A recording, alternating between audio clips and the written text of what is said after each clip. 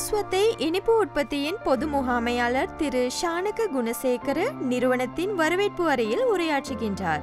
உஸ்வத்த இனிப்பு தொழிற்சாலை இலங்கை மற்றும் சர்வதேச சந்தைகளை இலக்கு வைத்து இனிப்புகளை உற்பத்தி செய்கிறது.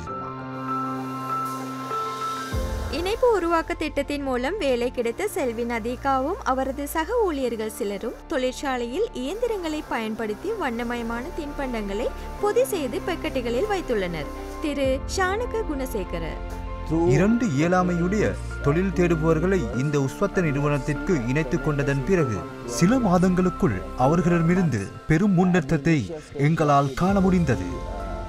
ஆரம்பத்தில் அவர்களை புரிந்து கொள்வதில் அதிக நேரம் செலவிட்டோம். அவர்களின் திறமைகள் மற்றும் பலவீனங்கள் தொடர்பாக சரியான தொடர்பு முறைகளை அடையாளம் காணவும் அதன் பிறகு அவர்களது மேற்பார்வையாளர்களின் உதவியுடன் எங்களால் அவர்களின் திறமைகளை மெதுவாக மேம்படுத்த முடிந்தது.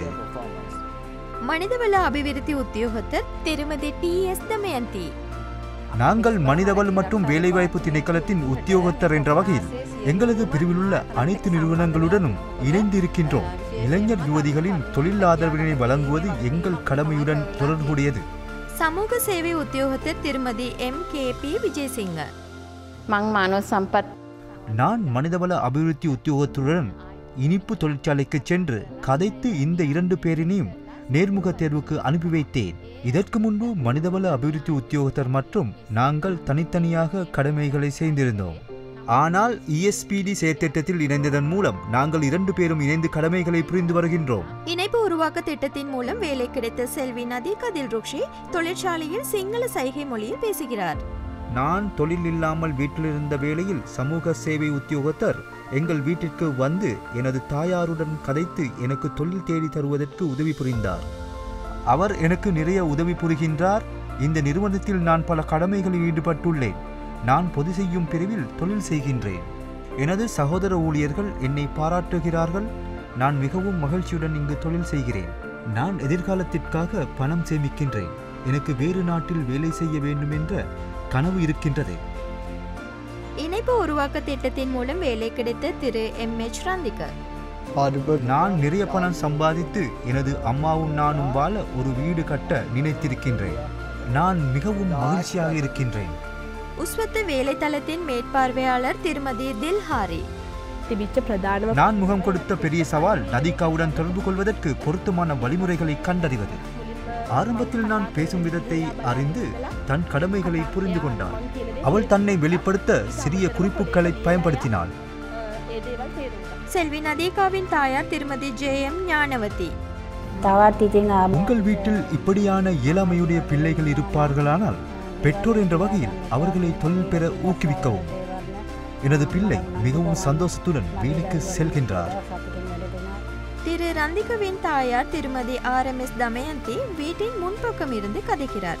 பின்புறம் திரு ரந்திகா அவர்கள் தொழிற்சாலை சுற்றுப்புறத்தை கூட்டுகிறார். எனது மகனுக்கு வேலை கிடைத்ததும் நான் மிகவும் மகிழ்ச்சி அடைந்தேன். நான் சொல்ல விரும்புகிறேன், அவர்களது வாழ்க்கையினை வெற்றி அடைவதற்கு இயலாமையினை தடையாக கொள்ள வேண்டாம் என்று. நான் நம்புகிறேன், நாங்கள் எங்கள் பிள்ளைகளை சமூகத்தில் பழகவிட்டால் சமூகம் அவர்களை கட்டாயமாக ஏற்றுக்கொள்ளும். திரு ரந்திகா சக ஊழியருடன் சிரித்து பேசிக் கொண்டிருக்கிறார்.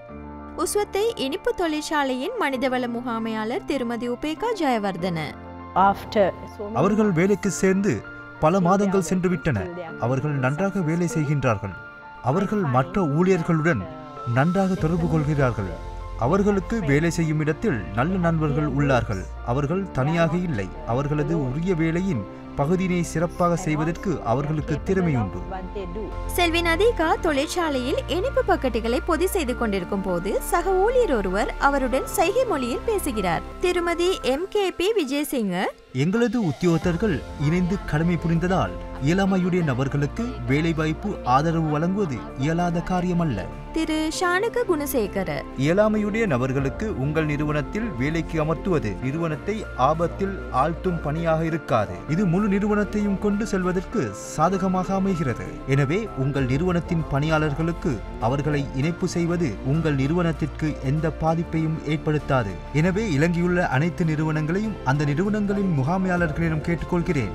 இயலாமையுடைய நபர்களை உங்கள் நிறுவனத்தில் வேலைக்கு அமர்த்துவது மிக முக்கியமான பணி என கொண்டு அவர்களிடம் உங்கள் கவனத்தை செலுத்தவும்.